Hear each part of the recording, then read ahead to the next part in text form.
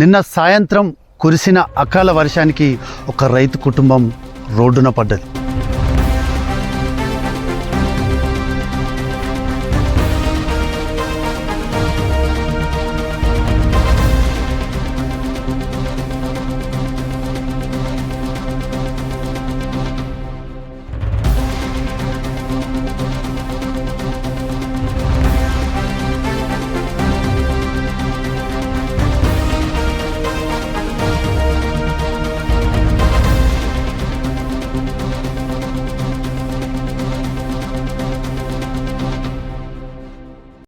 నమస్తే, welcome to DBC news Telugu, ప్రతిక్షణం ప్రజల పక్షం.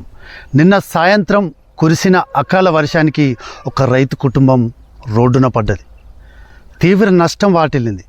తన వ్యవసాయ పొలంలో జీవనోపాధి కోసం కూడా ఆవులను సాదుకుంటూ కూడా అంటే పాల ఉత్పత్తితో తన కుటుంబాన్ని పోషించుకుంటున్న తరుణంలో కూడా ఈ యొక్క ప్రకృతి బీభత్సం ఆయన కుటుంబాన్ని నిజంగా చెప్పాలంటే ఒక రోడ్డున పడ్డది. దానికి సంబంధించి కూడా ఇక్కడ రేకుల షెడ్డు అనేక ఖర్చులు పెట్టి కూడా ఇంత పెద్ద రేకుల షెడ్ వేసిండు. ఈదురు గాలులతోనే అసలు చాలా ఎక్కడెక్కడ ఈ కన్నీళ్ళు కూలిపోయి కూడా మొత్తం నేలమట్టం అయిపోయి కూడా ఆ రైతు కన్నీరు మున్నీరుగా ఏడుస్తున్న పరిస్థితి ఉంది.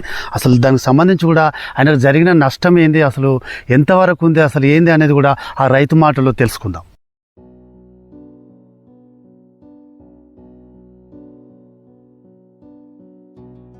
ప్రస్తుతం సిద్దిపేట జిల్లా మిరిదొడ్డి మండలం ధర్మారం గ్రామంలో ఉన్నాం. ఈ యొక్క రైతుకు సంబంధించిన ఈ యొక్క రేకుల షెడ్డు దగ్గర ఉన్నాము.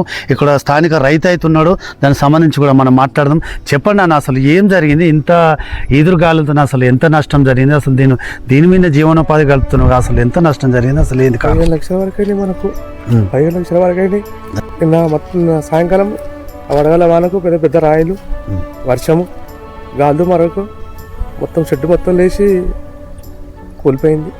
ఆవులు మొత్తం ఇళ్ళలో ఉన్నాయి. ఒక్కొక్కటి మా పిల్లలు లేము. అదే వర్షంలో ఇక్కడనే ఉన్నాం, రేకుల కిందనే ఉన్నాం. అయ్యో, అదృష్టం ఏంటంటే మాకేం కాలే, కానీ ఒక ఆవు బాగా సీరియస్ ఉన్నది. ఈ 5 లక్షల వరకు నాకు నష్టం జరిగింది. ఇబ్బంది అంటే చాలా ఇబ్బంది అయిన విషయం ఇది. ఏదైనా ప్రభుత్వం ఆదుకోవాలని కోరుతున్నా. దాదాపు 15 లక్షల వరకు. ఎట్లా అసలు ఏడ అప్పు తెచ్చినావా? అప్పు తెచ్చి ఇంత పాల మీద వెళ్ళ తీసుకుంటా, ఇంత పిల్లలు ఉన్నారు అని చెప్పేసి ఈ షెడ్ వేసుకున్నా. ఏడవకండి, మీరు ఏడిస్తే అని కాదు, ఏం కాదు. ప్రకృతి ఏం చేస్తుంది, ప్రకృతి బీభత్సం, ఎంతో నష్టం జరుగుతుంది. పరిస్థితి అలా ఉంది. మరి నాకు జరగన్నా ఇదంతా తక్కువ ఖర్చు, అసలు మామూలు ఖర్చు కాదు. ఇప్పాలంటే ఖర్చు, ఇప్పుడు వేయాలన్నా ఖర్చు. దీన్ని ఏమన్నా ప్రభుత్వం నుంచి ఏమన్నా సబ్సిడీలో ఇది కట్టినవా, లేకపోతే తీసుకున్నా? సొంతంగా వేసుకున్నా. ఇంత పాలుంటాయి. అప్పు తెచ్చావా? అసలు ఎట్లా? అప్పు తెచ్చే వేసుకున్నాను. ఎంత వడ్డీకి తెచ్చిన? 2 రూపాయలు, 2.5, 3 రూపాయలు మటుకు ఇచ్చే వాళ్ళు ఇచ్చినారు, ఈయన వాళ్ళు ఇవ్వలేదు. ఈ షెడ్ వేసుకొని మొత్తం కాదని చెప్పేసి ఆలోచన చేసి వేసుకుంటే పరిస్థితి అంతా ఎట్లా అయిపోయింది. మామూలుగా వాన కాదు, మామూలు రైతులు కాదు, చాలా బీభత్సమైన వాన. ఇప్పుడు స్థానికంగా నీ సంఘటన జరిగి స్థానిక ప్రజాప్రతినిధులు కానీ దీనికి సంబంధించిన అధికారులకు ఏమైనా ఇంటిమేషన్ ఇచ్చిన వాళ్ళు ఎవరన్నా వచ్చిరా? లేదా ఇక్కడ ఎవరు రాలేదు. మీరు చెప్పలేదు? ఎవరు రాలేదు. మీ సర్పంచ్, గ్రామ సర్పంచ్ తెలుసా జరిగిన ముచ్చట? ఇంకా విషయం తెలియదు. నేను ఫోన్ చేసిన, బిజీ ఉన్నట్లు ఫోన్ లేపక ఫోన్ చేసిన చెప్దామని గ్రామ పంచాయతీ సర్పంచ్కి ఫోన్ చేసిన, లేపలేదు. తెలిసింది, సర్పంచ్ కూడా తెలిసింది. వ్యవసాయ అధికారులకు కానీ ఫోన్ చేయడం అలాంటిది ఇంకా ఎవరు చేయలేదు సార్. నాకు ఇప్పుడే ఎంత బాగాలేక ఈ టెన్షన్కు పడుకొని ఇప్పుడే తెలిసిన పరిస్థితి. తక్కువ ఖర్చు కాదు సార్, ఏదో పిల్లలు ఉన్నారు ఇంత చేసుకొని బతామని అనుకుంటే పరిస్థితి ఇట్లా అయిపోయింది. ఏడో అవసరం లేదు. మీ సమస్యను ప్రభుత్వం దృష్టికి తీసుకుపోతాం మీడియా తరఫున. అలాగే తెలిసిన ప్రజాప్రతినిధులకు కూడా మీ సమస్యను మేము తెలియజేసే ప్రయత్నం చేస్తాం. ధైర్యంగా ఉండండి. దీనికి మీకు జరిగిన అన్యాయానికి నిజంగా చాలా చింతించదగ్గ విషయమే. అవసరం చూసుకోవచ్చు. అంటే కొన్ని లక్షలు ఒక పేద కుటుంబంలో ఉంటే ఒక రైతు నిజంగా ఎంతో తన వ్యవసాయం పొలంలో వ్యవసాయం చేసుకుంటూ కూడా ఆ యొక్క ఆవులను, ఆ పాల ఉత్పత్తిలో భాగంగా జీవనం అంటే ఆధారమే ఆ కుటుంబం ఆ పాల మీద ఆధారం పడుతూ బతుకుతున్న సంఘటన. అకాల వర్షానికి కూడా ఒక రేకుల షెడ్ చూసినట్టయితే కూడా చూసుకోవచ్చు మనం విజువల్లో. ఎక్కడెక్కడ కన్నీళ్ళు కూలిపోయి ఉన్నాయి. దాదాపుగా ఒక చాలా కన్నీళ్ళు ఉన్నాయి. ఈ రేకులు ఎంతో ఇన్వెస్ట్ చేసి కూడా ఖర్చు పెట్టి ఇది నిర్మించినట్టున్నారు ఈ షెడ్డు. అంటే పశువులకు ఎండ కానీ వాన గాలిని అన్నిటి కూడా ఆ గోవులను సంరక్షించడానికి కోసమే ఇవన్నీ కట్టినట్టుగా తెలుస్తుంది. కానీ ఇప్పుడు ప్రస్తుతం చూసినట్టయితే కూడా ఆ యొక్క గోవులు ఆవులు కూడా దానికి సంబంధించిన పశువులు కూడా ఇప్పుడు బయటనే కూడా ఎండలో ఇప్పుడైతే ఒక రకంగా ఎండలో ఉన్నాయి చెప్పాలంటే కూడా. అసలు ఈ యొక్క నష్టాన్ని కూడా వ్యవసాయ అధికారులు కావచ్చు, దీనికి సంబంధించి కూడా ప్రజాప్రతినిధి సిద్దిపేట జిల్లా స్థాయి కూడా స్థానిక ఎమ్మెల్యే ఖచ్చితంగా దీని మీద స్పందించి కూడా ఈ యొక్క రైతును అంటే వీళ్ళ యొక్క అభివృద్ధిలో భాగంగా రైతు ఏడిస్తే నిజంగా దేశం కూడా బాగుపడదని కూడా ఒక నానుడి సామెత ఉన్నది. రైతుల కన్నీరు మీరు తుడవాల్సిన బాధ్యత ప్రతి ఒక్క ప్రజాప్రతినిధికి ఉన్నది. మరిన్ని విషయాలు కూడా ఇక్కడ తెలుసుకునే ప్రయత్నం అయితే చేద్దాం. ఇక్కడ స్థానికంగా కూడా ఈ వ్యవసాయ పొలంలో ఆ పశువులను చూసే ప్రయత్నం అయితే చేద్దాం. ఎందుకంటే ఆ రేకులు కూడా ప్రాణాలు పోయే పరిస్థితులు ఏర్పడ్డాయట. దానికి ఒకసారి క్షుణ్ణంగా చూసే ప్రయత్నం అయితే చేద్దాం. పశువుల మీద ఎంత ప్రేమ ఉంటే ఈయన ఇంత చక్కగా ఇన్ని లోకల్ ఆవులను సాదుకుంటూ కూడా పాల ఉత్పత్తితో అలాగా జీవనోపాధి గడుపుతున్న పరిస్థితి ఉన్నది. అన్న చెప్పండి, అంటే మీకు ఎన్ని లీటర్ల పాలు ఇస్తాయి టోటల్గా ఇక్కడ? ఒకటి 18 ఇస్తుంది, ఒకటి 6, ఒకటి 17 వరకు ఇస్తాయి. ఆ పాల మీదనే ఇంత ఉపాధి చేసుకొని బతకడం జరిగింది.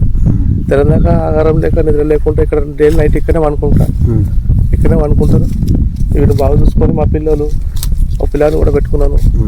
వీటిని ఇంత మెప్పుకొని రాదుకొని సాయంకాలం ఇంత పాలు పిండి చేసుకుంటాను. అది చచ్చిపోయేది, అది బతికింది, బాగా సీరియస్ ఉన్నది. వీటికి మామూలు దెబ్బలు తాకినాయి. అంటే కోసినాయి కదా రేకులు? రేకులు కోసినాయి, రేకుల షెడ్ మొత్తం పడి కోసేసినాయి. దాదాపుగా అంటే పాలు ఎన్ని లీటర్ల పాలు సప్లై చేస్తాం? సిద్దిపేటకైనా లేకపోతే ఎక్కడ? ఇక్కడనే వస్తాం స్థానిక పాలకి కొన్ని ఇస్తున్నాయి, కొన్ని ఇస్తలేవు.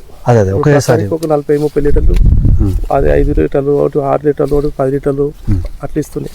ఎక్కడ ఇప్పుడు మీరు ఆవు రేకు కోసినది ఎక్కడ? అక్కడ ఉన్నది. చెప్పాలంటే పాపం ఇప్పుడు దాని ఆ యొక్క పశువు దాన్ని చూడండి, అది లేదు అసలు. అందులోకెళ్ళి దారుణంగా అది బెదురుతుంది, గాయమైనట్టుంది. దారుణం. ఆ రేకులు కట్ చేసినాం. దీనికి పశువుల డాక్టర్కి ఏమైనా ఫిర్యాదు చేసినా? ఏమైనా ట్రీట్మెంట్?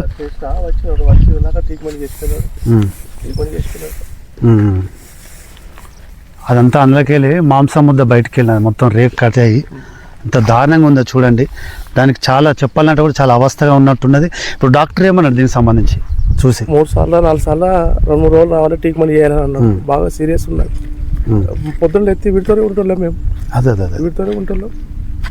బాగా అనిపిస్తుంది. పర్వాలేదు అన్నాడు ప్రస్తుతానికి దాని పరిస్థితి? ఇబ్బంది అవుతుంది. 2-3 రోజులు, వారం రోజుల దాకా చూడాలని అన్నాడు.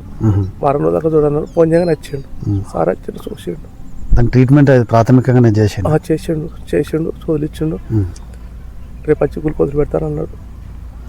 ఈ యొక్క విజువల్లో చూసినట్టయితే కూడా ఈ రేకుల షెడ్డు అసలు ఎక్కడెక్కడ కూలిపోయినాయి, మొత్తం అసలు ధ్వంసమైపోయిన పరిస్థితి ఉన్నాయి. ఇక్కడ చూసినట్టయితే కూడా దాదాపుగా చాలా పెద్ద ఎత్తున కూడా దీని మీద ఖర్చు పెట్టిండు. అక్కడ చూసినట్టయితే కూడా మొత్తం కూలిపోయినాయి, కన్నీళ్ళు కావచ్చు.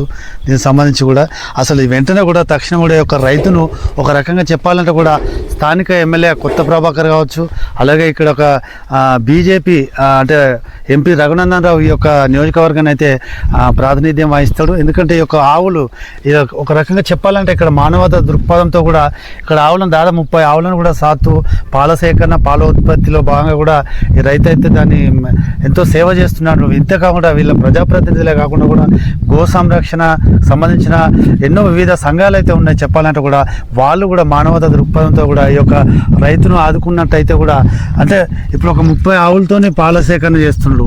ఇంకా ఎక్కువ కూడా చేయొచ్చు, ఎందుకంటే ఆవుల మీద ఉన్న ప్రేమ కూడా ఆయనకు అలాంటిదని చెప్పుకోవచ్చు. కూడా ప్రజాప్రతినిధులు ఎవరైనా పార్టీలతో సంబంధం లేకుండా రైతులను కాపాడుకుంటే, రైతుల కన్నీళ్లు తుడిస్తేనే కూడా ఎంతో పుణ్యం ఉంటుంది. కూడా బాగుంటేనే మనం బుక్కడి తిండి తింటాం. దేశానికి అన్నం పెట్టే రైతును ఆదుకుంటేనే కూడా ఎంతో కూడా మంచి జరుగుతుందని కూడా చెప్పుకోవచ్చు. కెమెరామెన్ ఉమేష్తో భూపతి, DBC న్యూస్ తెలుగు, సిద్దిపేట.